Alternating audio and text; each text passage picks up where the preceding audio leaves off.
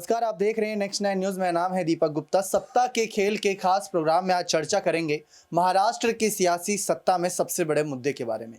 वो नाम है शिवसेना का चुनाव चिन्ह। और शिवसेना एक चुनाव चिन्ह नहीं, एक कह सकते हैं बहुत ज़्यादा दिलचस्प रहेगा नज़ारा फैसला चुनाव आयोग का। और शिवसेना का चुनाव आयोग का जो फैसला रहेगा वो अपने आप में शिंदे और उद्धव दोनों ही गुटों के राजनीतिक भविष्य को भी तय करेगा। शिवसेना सिर्फ चुनाव चिन्ह नहीं, जैसा कि हम जिक्र कर रहे हैं, ये कई सारे नेताओं का कहीं ना कहीं एक इससे लगाव है, इससे जुड़ाव है, इसको छोड़ना नहीं चाहते। शिंदे ने बगावत करी, उद्धव ठाकरे का साथ छोड़ा, नेतृत्व के खिलाफ आवाज उठाई, सरकार गिराई, मुख्यमंत्री बने, कई सारे पद भी मिले, लेकिन उसके बावजूद भी उन्हें शिवसेना का चुनाव चिन्ह चाहिए और शिवसेना का चुनाव चिन्ह ही चाहिए। वैसे तो शिंदे ने साफ कह दिया है कि हमें चुनाव चिन्ह से फर्क नहीं पड़ता, लेकिन बाला साहब की विरासत और बाला साहब के विचारों को जिंदा रखने के लिए हमें शिवसेना का चुनाव चिन्ह बहुत इंपॉर्टेंट है, क्योंकि दूसरा जो गुट है, दूसरा जो दल है, वही शिवसेना के चुनाव चिन्ह के तले कुछ ऐसे फैसले ले रहा है जो कभी बाला साहब ठाकरे मंजूर नहीं करते, चाहे सपने में भी मंजूर नहीं करते। तो सत्ता के खेल में यही चर्चा करेंगे कि आखिर शिवसेना का मालिक कौन बनना चाहिए।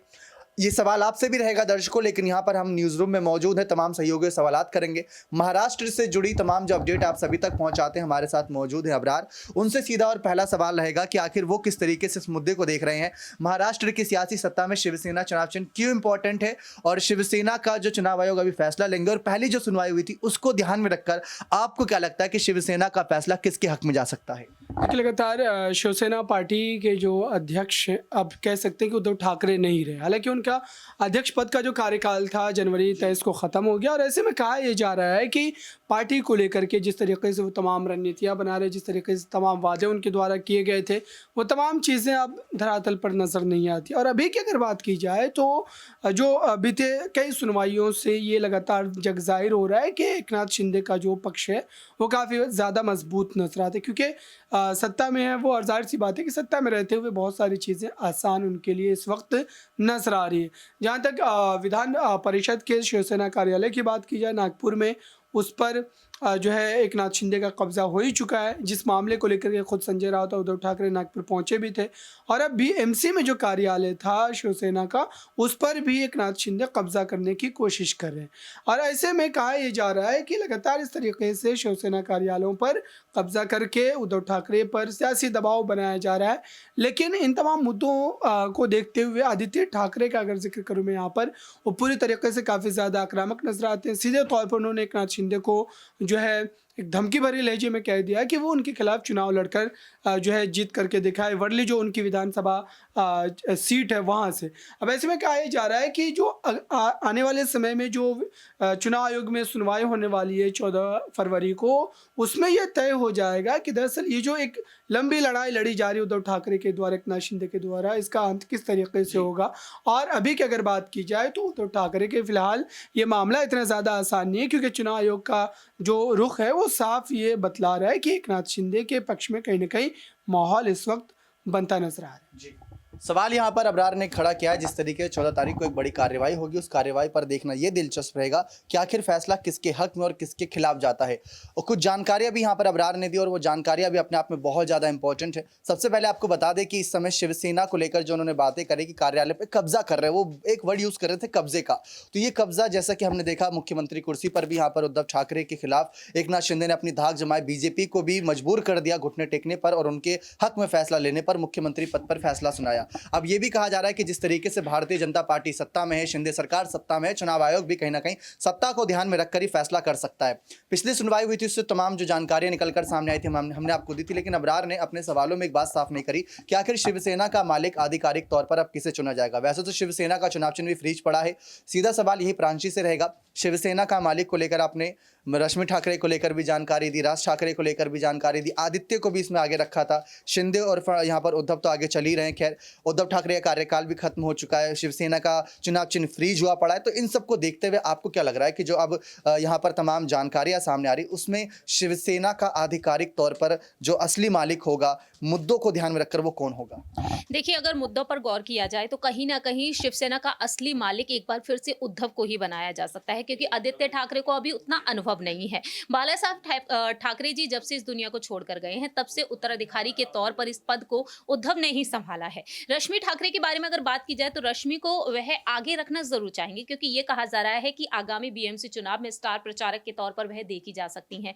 राजनीति में अब वह सक्रिय नज़र आ सकती हैं। पर्दे के पीछे रहकर उन्होंने भूमिकाएँ निभाई हैं, लेकिन रश्मि ठाकरे संपादकीय पद पर भी रह चुकी हैं। लेकिन एक बार फिर से वो पद वापस ले लिया गया है, जब से शिवसेना 2 गुटों में बटी हुई है। उद्धव उस पद को खुद संभाल रहे हैं। तो मुझे लगता है कि कहीं न कहीं एक बार फिर से उद्धव ठाकरे ही इस पार्टी को संभालना चाहेंगे, पूरी की पूरी कमान वह अपने हाथों में ही लेना चाहेंगे। लेकिन पहले से ज़्यादा सतर्कता देखने को मिलेगी। रश्मि ठाकरे, उद्धव ठाकरे इस बार कोई भी चूक नहीं करना चाहेंगे। देखा जाए तो विरासत के तौर पर ये पार्टी उद्धव ठाकरे की ही कहलाएगी। लेकिन जिस तरीके से एकनाथ शिंदे ने इस पार्टी को 2 गुटों में बाँट दिया है बीजेपी की सहायता लेकर, तो ऐसे में देखा जाए एकनाथ शिंदे बेशक यहाँ पर दावे कर रहे हैं, उनका पूरा ही गुट दावा कर रहा है, लेकिन अवैध तरीके से उन्होंने सरकार को बनाया है। अगर उस वक्त जिस तरीके से उद्धव ठाकरे ने कहा कि हम तो सीएम पद भी उन्हें सौंपना चाहते थे, जरा खुलकर अपनी बात तो रखते, लेकिन अब अध्यक्ष पद पर उनकी नजर है। वाकई में अध्यक्ष पद पर उनकी नजरें बनी हुई हैं। संजय राउत को जो उन्होंने इंटरव्यू दिया, तब उन्होंने खुलकर बातें रखी थी।